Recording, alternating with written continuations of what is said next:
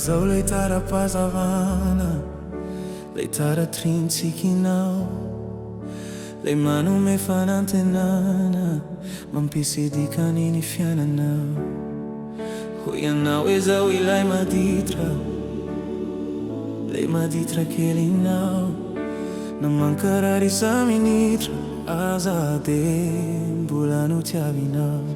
Ka noho izany anao ry lay tsy foyo, lalay nity ay hatrizay, tsy mba nanome tsy fohifohy fa nanome fity madio ay.